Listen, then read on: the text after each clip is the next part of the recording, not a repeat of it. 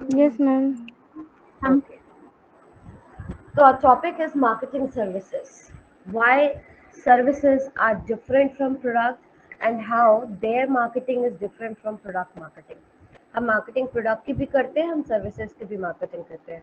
और जैसा कि इवोल्यूशन में पढ़ा है कि 1980 के बाद से ये मान लिया गया था कि services are different from products और उसके जो कुछ यूनिक कैरेक्टरिस्टिक्स हैं जो उसको प्रोडक्ट से अलग बनाते हैं। एक टैंजिबल प्रोडक्ट से एक इनटैंजिबल सर्विस में उसकी जो मार्केटिंग की जो स्ट्रैटेजी होगी वो बिल्कुल अलग होगी। तो क्यों ये अलग होता है, उसके लिए we will have some reasons, उसके लिए कुछ लॉजिक्स होते हैं।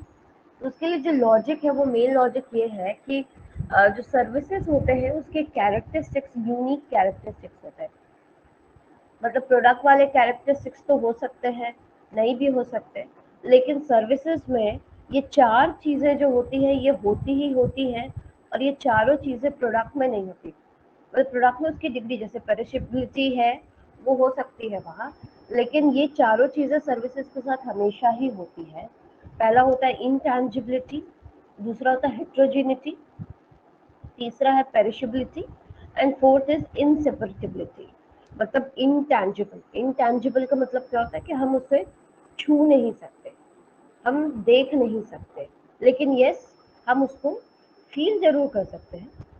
और लेकिन सर्विसेज को हम टेस्ट नहीं कर सकते, उसको टच नहीं कर सकते। तो बहुत सारी कहते हैं ना वहाँ पे हमारी इंद्रियां काम नहीं करती, लेकिन फिर भी हम उसके लिए पैसे देने पड़ते हैं। तो इनटैंजिबिलिटी मतलब हम उसको टच नहीं कर सकते। दूसरा होता है हेट्रोजेनिटी। हेट्रोजीनियस का मतलब क्या होता है कि अलग अलग, हर बार अलग एक्सपीरियंस मिलेगा आपको जब भी आप सर्विसेज लेते हैं। तो हेट्रोजेनिटी का एक फैक्टर होता है। तीसरा होता है पेरिशेबिलिटी। हम सर्विसेज को स्टोर करके नहीं रख सकते, वो जैसे ही सर्व किया जाता है वैसे ही कंज्यूम भी कर लिया जाता है।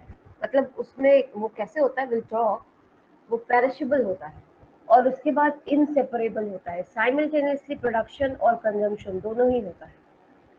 तो let's see what are the characteristics. तो सबसे पहले intangibility, services can not be seen, felt, tasted, touched in the same manner that you can sense a tangible good. आप जैसे मान लो आपने खाना ऑर्डर करा है, ठीक है, खाना ऑर्डर किया, ऑर्डर करके खाना लेकर के आया आपके पास, ठीक है, खाना लेकर के आया, आप खाना अपने हाथ में लेते हो और खाते हो, ठीक है। अभी क्योंकि चलो ठीक है, अगर ये आप जोमेटो के साथ नहीं कर रहे हैं और ये किसी और के साथ, मतलब अगर मान लो अपने भाई को बोला या अपने घर में किसी को बोला कि जाके ले आओ खाना बगल से या फिर किसी शॉप से, रेस्टोरेंट से, तो वो जा करके लेके आने का, अगर आपका छोटा भाई है तो आपको आइडिया होगा कि वो जाके लेके आने का भी बोलेगा नहीं, मुझे मैं लाने जा रहा था, मुझे भी पैसे दे दो, मुझे भी दो पैसे, मेरा भी ये काम करो। तो खाना is a different quantity, like entity. खाना एक गुड हो गया, एक प्रोडक्ट हो गया, लेकिन उसको लेकर आना और आपको लाके पहुंचाना ये सर्विस हो गया। तो ये जो लेके गया और लेकर के आया, इसको क्या आप उसको टच कर सकते हो, वो सी कर सकते, फील कर सकते, इसमें से कुछ भी नहीं कर सकते, लेकिन फिर भी आपका भाई आपसे पैसा लेगा। तो उसी तरह से अगर आप किसी भी तरह की सर्विसेज यूज कर रहे हैं तो वहां पे सर्विसेज को आप टच नहीं कर सकते। आपको पार्लर वाली ने क्रीम लगाया, आपको पार्लर वाली ने फेशियल करा, तो फेशियल किया, क्रीम लगाया, तो क्रीम आप टच कर सकते हैं, लेकिन उसका फेशियल, हाँ कहाँ पे आपका फेशियल है, वो चीज, वो प्रोसेस, उसको आप टच नहीं कर सकते। उसको आप मतलब उसका वो बिल्कुल इनटैंजिबल होता है। तो इंटैंजिबिलिटी होती है, एक फर्स्ट कैरेक्टरिस्टिक्स है। दूसरा होता है हेट्रोजेनिटी। दो जन सेम सर्विस देगा सेम कस्टमर को, लेकिन फिर भी वो सर्विसेज देने का जो तरीका होगा वो हमेशा अलग हो जाएगा। तो neither two services will be precisely alike, nor two customers will be precisely alike, ठीक है। ना ही सर्विस देने वाला एक जैसा काम कर सकता है, ना ही सर्विस लेने वाला एक जैसा काम कर सकता है। बिकॉज सर्विसेज में कस्टमर्स ये बहुत मेजर रोल प्ले करते हैं। मतलब सर्विस देने वाला और लेने वाला दोनों का रोल बहुत इंपॉर्टेंट होता है। जैसे कि अगर आप डॉक्टर के पास गए दिखाने, तो डॉक्टर में एक दो कस्टमर्स उसके ऐसे, एक दो पेशेंट ऐसे होते हैं जो उसको कुछ भी नहीं बताते, एकदम छुपा के रखेंगे सारी चीजें।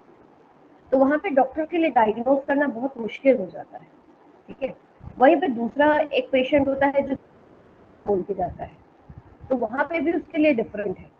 वो जो सिचुएशन हो जाएगा वो बिल्कुल डिफरेंट है, जो एकदम आपको नहीं बता रहा है। या फिर बिना बात के, अगर डॉक्टर को दो पेशेंट को चेक करना है तो दोनों टाइम, या फिर सेम डॉक्टर ही आपको अगर चेक कर रहा है, दोनों दो अलग बार अगर आप जाते हैं तो you will have some different feeling. एकदम नहीं कह सकते कि उसने जो पहली बार किया था वही नेक्स्ट टाइम भी आपके साथ वैसा ही हो रहा है, वैसा नहीं होता। तो हर बार जो सर्विस इनकाउंटर होता है वो डिफरेंट हो जाता है। और हेट्रोजेनिटी इसी बात को इंडिकेट करता है कि सर्विसेज स्टैंडर्डाइज नहीं हो सकते। और हर बार क्योंकि ह्यूमन इनकाउंटर्स होते हैं इसमें, इसमें ह्यूमन इन्वॉल्व है, सर्विस देने वाला ह्यूमन, सर्विस लेने वाला ह्यूमन। तो जब भी ह्यूमन इन्वॉल्वमेंट है तो स्टैंडर्डाइज करना चीजों को बहुत ही ज्यादा मुश्किल होता है। उसके बाद आता है थर्ड थिंग इज पेरिशेबिलिटी। हम सर्विसेज को स्टोर करके, रीसोल्ड करके रिटर्न नहीं कर सकते। मैंने फेशियल कराया, मुझे अच्छा नहीं लगा तो लोग मेरा फेशियल रिटर्न कर दो, वैसा तो हो नहीं सकता। डॉक्टर को दिखाया, मुझे डॉक्टर से मैंने बातचीत करी, डॉक्टर ने मुझे प्रिस्क्रिप्शन में दवाइयाँ लिखी, मेरी दवाइयाँ रिटर्न हो सकती है। ठीक है, मेरा प्रिस्क्रिप्शन का वो पर्ची रिटर्न हो सकता है, लेकिन मेरे जो डॉक्टर हैं उनसे मेरी जो बातचीत हुई, उन्होंने जो मुझे सर्विसेज दी, वो हम उनको रिटर्न नहीं कर सकते, वो कहीं तुम स्टोर नहीं कर सकते कि पिछले बार उन्होंने देखा था वही वाला हम फिर से ये कर लेते हैं, स्टोर किया करके रख लेते हैं, नेक्स्ट टाइम फिर यूज करेंगे, वैसा कुछ कर नहीं सकते।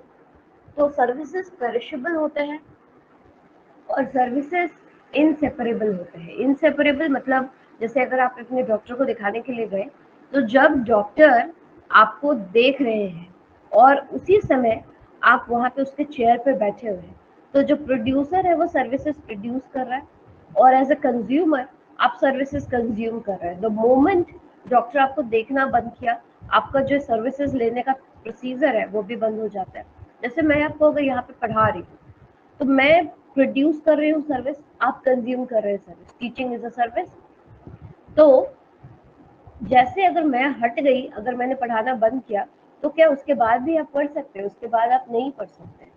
आपका कंजम्पशन भी उसी वक्त रुक जाता है, मतलब आपका जो पढ़ना होता है वो भी रुक जाता है। अगर मैं पढ़ा रही हूँ और आप पढ़ रहे हैं, मैं जैसे पढ़ाना रोकती हूँ आपका पढ़ना भी रुक जाता है। तो वो बिल्कुल इनसेपरेबल है, वो अलग से नहीं चल सकता है।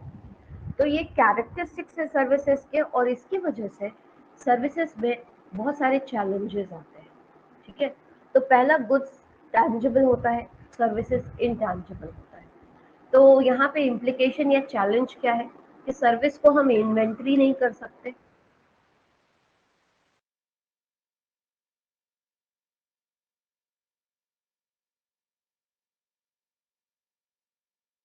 पेटेंट भी नहीं, नॉट बी रेडिली डिस्प्लेड और कम्युनिकेटेड। हम सर्विसेज की हूँ, अब इसको मैं कहीं भी डिस्प्ले मैं तभी करूंगी जब मैं वो सर्विस आपको दे रही हूँ।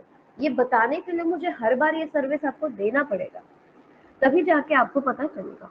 तो it can not be readily displayed और communicated, it has to be executed every time.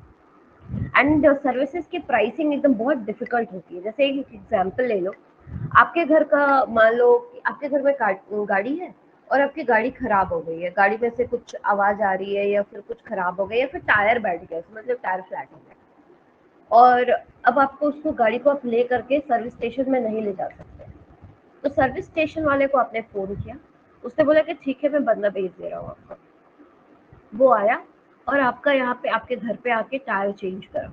ठीक है, टायर की कीमत मान लो 3,000 रुपए है, तो आपने उसे टायर की कीमत 3,000 रुपए दे दी। फिर उसने बोला कि इतना आना जाना मेरे सर्विसेज के 500 रुपए दीजिए। अब इसी तरह से उसी सेम सर्विसेज के लिए कोई, आप बहुत बड़े गराज से किसी को बुला के ले आते हैं, तो उसी सेम सर्विसेज के लिए वो आपको 1,000 रुपए मांगता है। और कोई आपके बगल वाले भैया हैं, वो आए और वही सेम काम कर दिए आपके लिए, बोले कि ठीक है आप ये मंगा लो, टायर मंगा लो, मैं ठीक कर देता हूँ, या फिर आपका स्टेपनी निकाल के मैं चेंज कर देता हूँ, तो वो फ्री में कर दिए। तो प्राइसिंग, सेम सर्विस के लिए प्राइस करना बहुत डिफिकल्ट होता है। एक पार्लर में गए, लैक्मे में जाएंगे, वो एक फेशियल का आपसे 2000 लेगी। आपके पड़ोस वाली जो आंटी है वो हो सकता है वही काम 400 रुपये में कर दे। तो प्राइसिंग बहुत डिफिकल्ट होता है सर्विसेज के केस में। स्टैंडर्डाइजेशन हो सकता है गुड्स में, हम एक सेम टाइप की क्वालिटी स्टैंडर्ड को फिक्स कर दिए कि मुझे नमक चीनी सब एकदम इतना चाहिए, तो मेरा बिस्किट बिल्कुल ऐसा ही निकल के आना चाहिए। तो क्या है, गुड्स को हम स्टैंडर्डाइज कर सकते हैं, लेकिन सर्विसेज को हम स्टैंडर्डाइज नहीं कर सकते, बिकॉज उसमें ह्यूमन इन्वॉल्वमेंट होता है, और जब भी ह्यूमन इन्वॉल्वमेंट है चीज़ें हमेशा हेट्रोजेनस हो जाएंगी। तो service delivery and customer satisfaction depend on the employ and customer actions. बहुत बार सेम रेस्टोरेंट में आपके आपका जो एक्सपीरियंस है बहुत अच्छा रहा होगा, आपके दोस्त का एक्सपीरियंस उतना अच्छा नहीं रहा होगा। आप गए, आपको बहुत अच्छा वेटर मिला, बहुत अच्छी सर्विसेज दी उसने, और आपकी फ्रेंड गई, वहाँ पे जो वेटर था हो सकता है उस दिन बहुत ज़्यादा भीड़ थी, किसी वेटर ने उस पर ध्यान नहीं दिया, तो उसको प्रॉपर सर्विस नहीं दी, तो उसका एक्सपीरियंस हो सकता है आपसे अलग हो। तो यहाँ पे एम्प्लॉय और कस्टमर्स दोनों का एक्शन डिपेंड करता है, और दोनों के एक्शन पर यहाँ पे सर्विसेज जो होती है वो हेट्रोजेनस हो जाती है। तो service quality depends on many uncontrollable factors. मेरा हम बहुत अच्छा पढ़ा लेते हैं, बहुत ही अच्छा पढ़ा लेते हैं, लेकिन मुझे प्रिंसिपल चैम्बर से डांट पड़ी है, मेरे एकदम मूड खराब है, ठीक है, मैं क्लास में जाती हूँ और उसके बाद कोई बच्चा कोई क्वेश्चन पूछता है तो उसको एकदम वहाँ का जो गुस्सा होता है धड़ धड़ धड़ते एकदम आप पे निकाल देती हूँ। बाकी हर दिन मैं अच्छा ही पढ़ाती हूँ, लेकिन उस दिन मेरा मूड खराब है, इसलिए मैं अच्छे से क्लास में दे देती हूँ सबको। तो वहाँ अगर कोई बच्चा पहले दिन मेरा क्लास अटेंड कर रहा है तो वो तो कहेगा कि मैम बहुत खराब है, बहुत खराब से पढ़ाती है, बहुत डांटती है क्लास में, तो उसका एक्सपीरियंस एकदम डिफरेंट हो जाएगा। तो सर्विस क्वालिटी बहुत सारे अनकंट्रोलेबल फैक्टर्स पे डिपेंड करता है। There is no sure knowledge that the service delivered matches what has been planned or promoted. जैसा प्लानिंग है उसी हिसाब से सर्विसेज दिए जा रहे हैं, ये गारंटी कर पाना बहुत मुश्किल होता है। जैसे ओला कहता है कि आपके घर में 2 मिनट में पहुंच जाएगा, ये सबसे पुराना एग्जाम्पल है डोमिनोज, जो हमेशा से यही बेचता रहा कि भाई आधे घंटे में पिज्जा आपके घर में पहुंचेगा, अदरवाइज पैसे वापस। जबकि ऐसा कुछ भी नहीं होता है, ना ही आधे घंटे में वो पहुंचता है, ना ही पैसे वापस होते हैं। क्यों? क्योंकि वो कहता है रोड पे जाम था, मैम रास्ते पे गड्ढा था, आने में लेट हो गया, डिफरेंट डिफरेंट रीजंस हो सकते हैं उसके पास। लेकिन बहुत बार ऐसा होता है कि जो प्लानिंग होती है वो सेम डिलीवरी नहीं होती है, तो स्टैंडर्डाइज नहीं कर सकते। उसके बाद आता है non perishable and perishable. Non services जो होती हैं वो पेरिशेबल होती है, जैसे आपको बताएं, तो वहाँ पे सिंक्रोनाइज करना डिमांड एंड सप्लाई का बहुत मुश्किल हो जाता है अगर हम चैलेंज की बात करें। जैसे पेरिशेबल है तो क्या हम उसकी स्टोरेज नहीं कर सकते? जैसे आज मेरा एक पार्लर है, ठीक है, मेरा पार्लर है और हम अकेले ही अपना पार्लर चलाते हैं। रोज ऑन एन एवरेज मेरे दुकान में 6 से 7 लोग आते हैं और हम उतने में अपना काम कर लेते हैं। हम शाम के 6 बजे से लेकर रात के 8:30 बजे तक खोलते हैं अपना शॉप, और उस वक्त मेरे पास 6 7 8 10 कस्टमर्स आते हैं और हम सबको अपनी सर्विसेज दे देते हैं and they are very happy. लेकिन अचानक से शादी का सीजन आ जाता है और वही मेरे पार्लर में जहाँ पे 5 से 10 लोग आते थे, अचानक से 20 25 लोग आ गए। तो उस केस में अगर हम सोचेंगे कि नहीं, हम अपने ये सारे सर्विसेज को कहीं पे स्टोर करके रख देते हैं, हम उस सभी 25 लोगों को सर्विस दे पाएंगे तब, तो क्या ऐसा पॉसिबल होता है सर्विसेज में? वैसा बिल्कुल पॉसिबल नहीं है, because supply and demand services में मैच कराना बहुत मुश्किल हो सकता है। तो सर्विसेज को हम ना ही स्टोर कर सकते हैं, ना ही पे रिटर्न कर सकते हैं, कुछ भी नहीं कर सकते वहाँ पे। जिस समय उसको जब जैसे हम दे रहे हैं सर्विस वैसे ही लिया जा रहा है सर्विस, तो वहाँ वो कम्प्लीटली पेरिशेबल होता है। It can not be sold और डिलीवर्ड एट लेटर डेट। हम ये नहीं कहते कि अच्छा ठीक है, आपके घर में शादी कल है तो ऐसा करिए कि आप मेरा फेशियल लेके चले जाइए और अपने घर में जाके कर लीजिएगा या अपने घर में लगा लीजिएगा, वैसा नहीं हो सकता। आपको फेशियल उसी समय में करना है। तो पेरिशेबल होता है, ये एक बहुत बड़ा चैलेंज है सर्विसेज का। उसके बाद साइमल्टेनियस प्रोडक्शन एंड कंजम्पशन होता है। जब हम पढ़ा रहे हैं तभी आप पढ़ रहे हैं, जैसे मोमेंट में हम पढ़ाना बंद किए आप पढ़ना बंद कर दिए। तो यहाँ पे कस्टमर्स का पार्टिसिपेशन होना भी बहुत इंपॉर्टेंट होता है, और customer participate in and affect the transaction. यहाँ जब आप क्लास में पढ़ा रहे होते हैं, आपने बहुत बार देखा होगा कि ग्रुप ऑफ स्टूडेंट्स बैठे हैं और एक टीचर है जो पढ़ा रहे हैं, वहाँ पे कुछ बच्चा है जो बहुत न्यूसेंस क्रिएट कर रहा, कुछ मैम देखिए मुझे मार दी, मैम देखिए ये हो गया, मैम देखिए वो हो गया, या किसी बच्चे ने कुछ क्वेश्चन पूछ लिया, और पूरा जो क्लास को मतलब पढ़ाना था एक्स और हम चले गए वाई टॉपिक पे। तो वहाँ क्या हो गया कि जस्ट बिकॉज कस्टमर्स, मतलब एज ए स्टूडेंट, आप लोग जो स्टूडेंट हैं वो उस समय कस्टमर्स ही है, तो वो कस्टमर्स भी पार्टिसिपेट करते हैं, और वो कस्टमर्स का पार्टिसिपेशन बहुत बार ऐसा हो सकता है कि हमारे पूरे प्लानिंग को गड़बड़ कर दे। हम फेशियल कराने गए, हम कराना हम गए तो बोलते हैं अच्छा ठीक है थोड़ा वैक्स भी कर दीजिए, अच्छा ठीक है थोड़ा मेरा हेयर कट भी कर दीजिए, फिर मेरा हेयर स्पा भी कर दीजिए। तो सेम ही कस्टमर्स अगर आपका,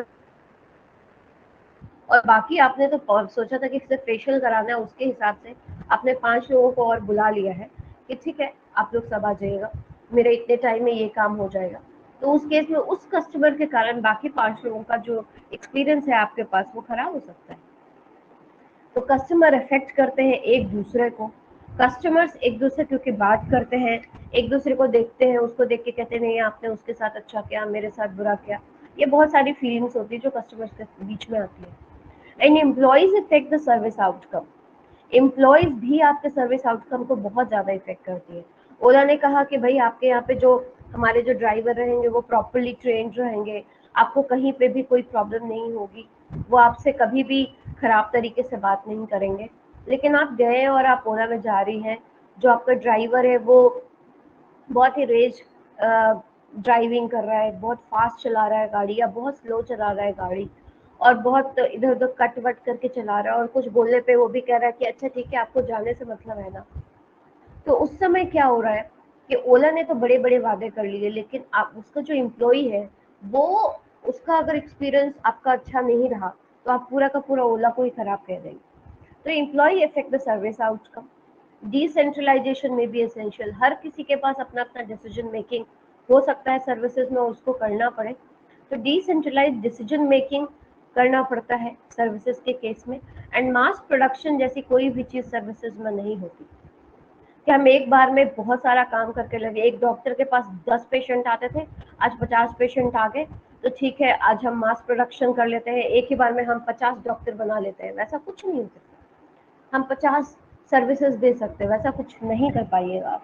जैसे देंगे आपका टाइम बढ़ेगा, या फिर जो आपका रिजल्ट होता है वो डिफरेंट डिफरेंट हो जाएगा, और जो क्वालिटी आप डिलीवर करते हैं वो क्वालिटी आप डिलीवर नहीं कर पाएंगे। तो these all are challenges of service marketing, जिसकी वजह से सर्विस मार्केटिंग को हम डिफरेंट मानते हैं प्रोडक्ट मार्केटिंग से। So this is all about services marketing and how service marketing can be challenging, कैसे वो different हो सकता है। So thank you very much.